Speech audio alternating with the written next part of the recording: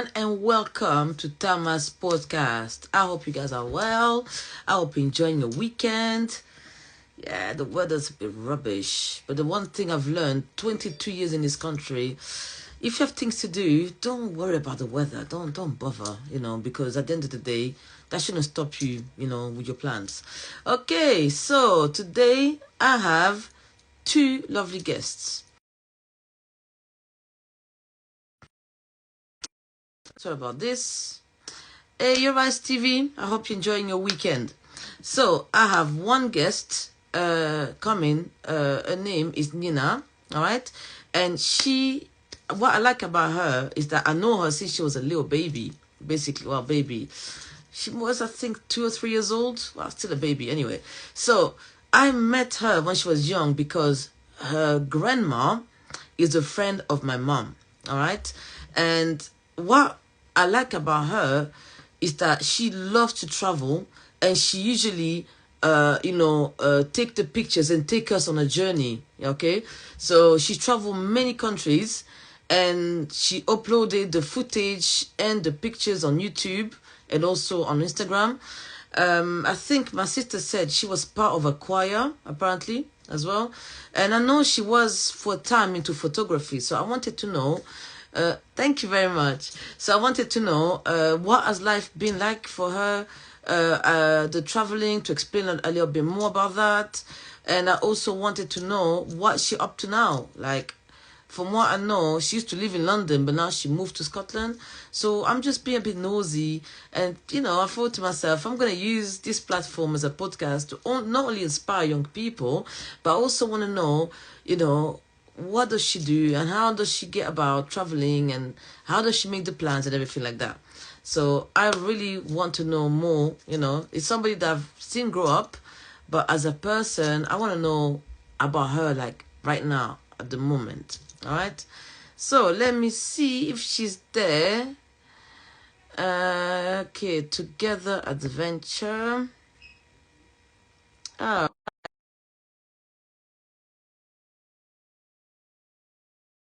yeah. So anyway, I hope, as I said, all of you are having a very lovely weekend so far. I'm enjoying my rest, but at the end of the day, I do miss my students a little bit. I have to say I do, because it's nice to rest, but also when you rest so much, you want to be, being busy, if that makes sense. Okay, so I'm going to quickly find out where she is. Okay, so if you give me a moment. All right, thank you for the compliment. Okay, continue. Nice one. Okay, I'm sorry, I'm looking for my guests. 1 second, I'm gonna do the following. Oh, wait, there you go. Oh, why? Okay. Yeah, hello. Request to come, Nina. Hi, how are you, Diana? She said Diana, I didn't say Diana. Well, both of them are nice. Okay. Oh, yes, you worked. Am I here? Yes, here I am. Hey! You know what? He's so lucky because when I accept first time and that's it.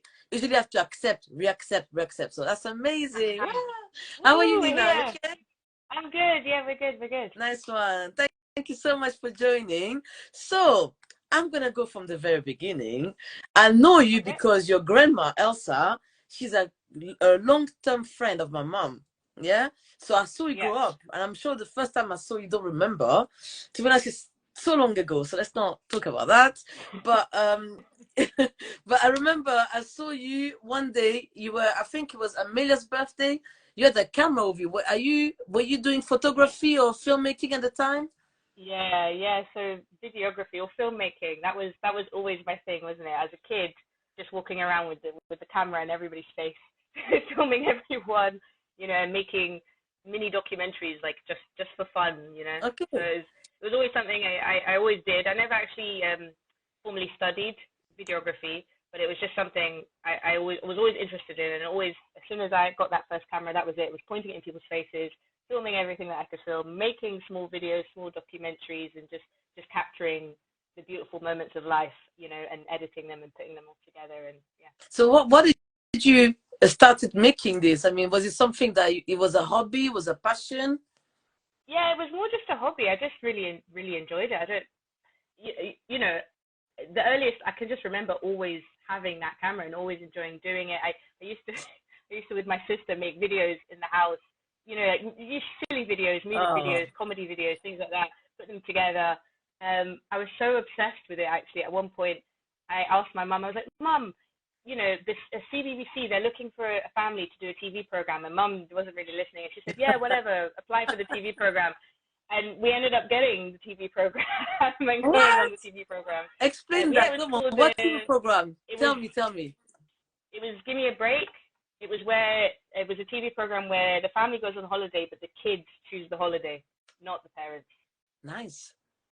And it So was with me, Simon, Mum, and Michael, and we went the four of us on TV and did that. So again, it was just I was always interested in TV and interested in filming things. So I was like, okay, yeah, what did you? let's go on TV, guys. That's amazing. Well done. So where did you guys go? Did you go somewhere nice?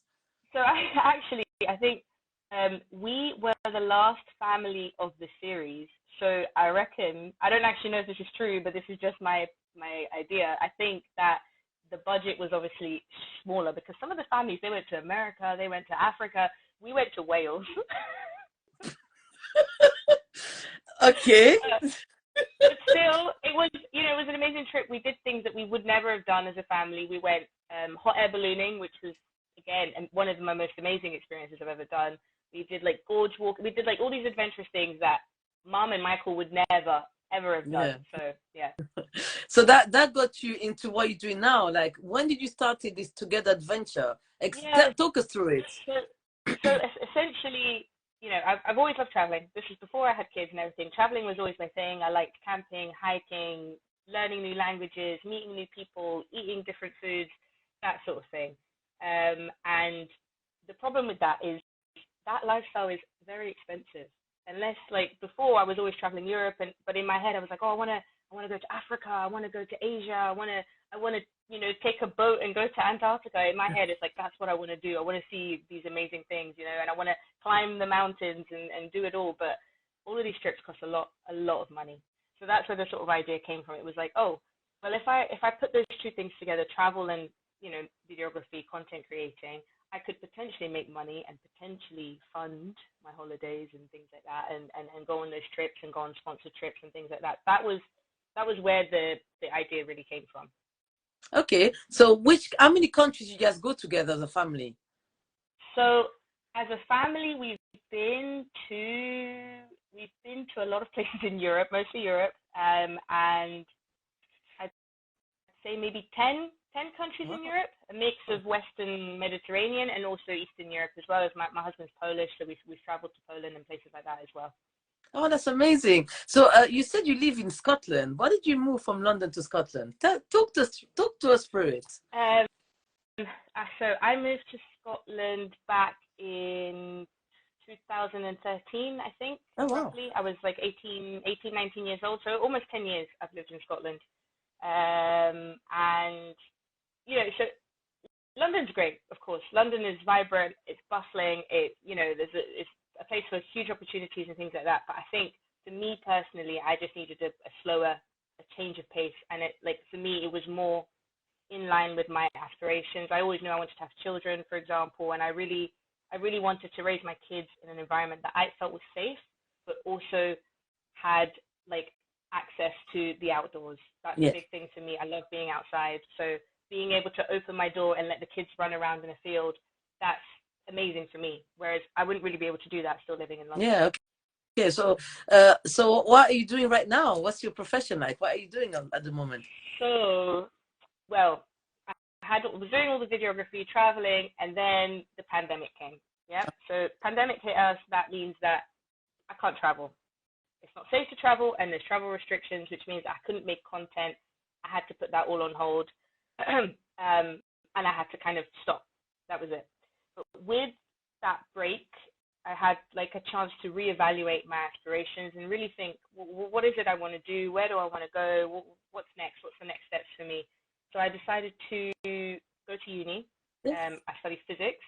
I'm in my third year now, and I study with the Open University, and it's been honestly amazing and hard, of course, difficult, but I've got to explore and understand things that I've always had the questions of why are we here and how did that happen and how does that work and and I love it, and I love the fact that I get to study that, and it's absolutely amazing for me to find out, you know, the way the natural world works essentially. That's amazing. That's, I mean, all the best for you. But my sister also said that apparently you were part of a choir. You were singing before. Yeah, that was when I was younger. That was around the same time I was doing all these videos. I also did videos for the choir. I was part of the choir at my school, and we did lots of performances, and we did, you know, Buckingham Palace, and we did the American Ambassador's House and things like that. And that was again great. My favorite part of that experience was filming everything, recording it all on camera, and editing the videos for everybody to see. That's amazing. Are you gonna go resume your video career, or you be like, I'm gonna put you on hold and then let's see, not Yeah. sure? So here's where I'm at, right? So obviously the pandemic hit, which means we can't travel. Means content creation was a bit difficult for travel content. Yeah. There's also that sort of growing understanding. People are now starting to know and understand issues about climate change and their carbon footprint, and they're more conscious of like the environmental impact of tourism. So it becomes the question of, is it ethical for me to create content that promotes tourism when we're now in a world where people are conscious of the fact that actually, you know, tourism, it degrades local environments and displaces local communities, and, you know, causes things like that. So I'm in that kind of thing where I'm thinking, is that the right path to go down? But now with my physics degree, I'm thinking potentially to move into scientific communications, to still have basically my three passions: science, travel, and documenting or videography. Bring that all together to make science content or like online lectures. That sort of thing is what I'm moving towards. In like an ideal, like dreamy world, I'd love to like travel the world interviewing scientists about their inventions and their discoveries, and making it into a way that is easy digestible for people who don't have a scientific background. That would be like the dream. But yeah, so we'll see. That's, you know, that's potentially the next steps, basically.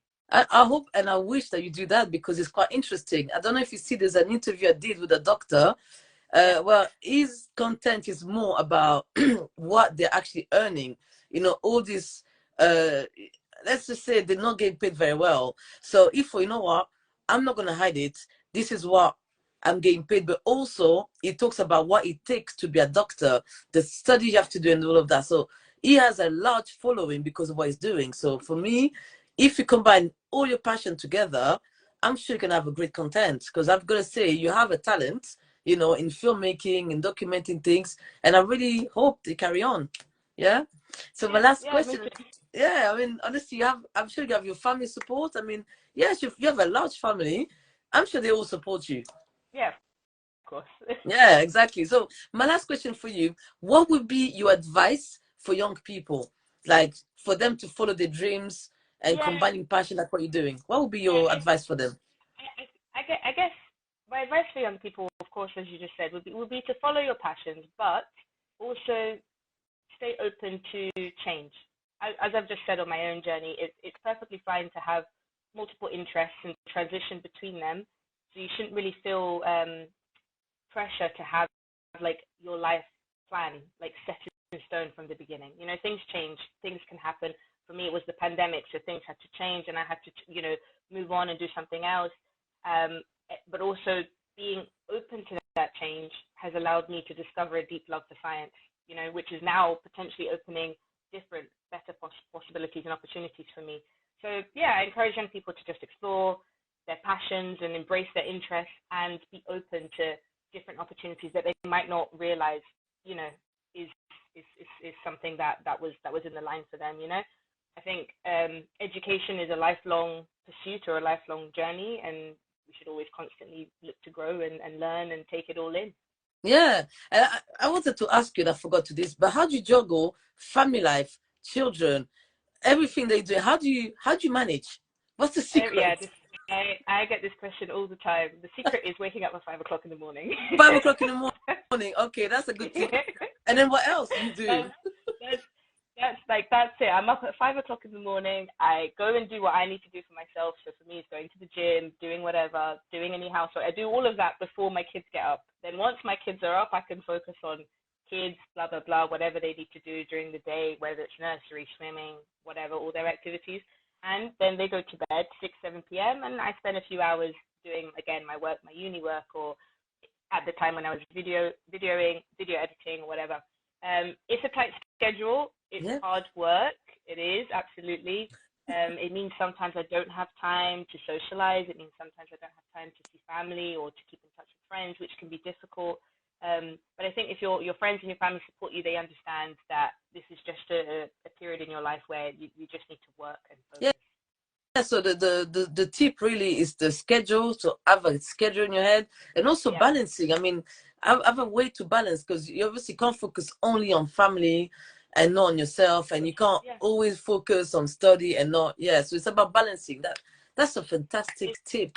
Yeah, it's making a list of what are your top, let's say, 3 or 4 priorities, and putting the other priorities a little bit lower on the scale, and scheduling those top priorities into your weekly schedule. And for me, those top priorities are my health, my studies, my kids.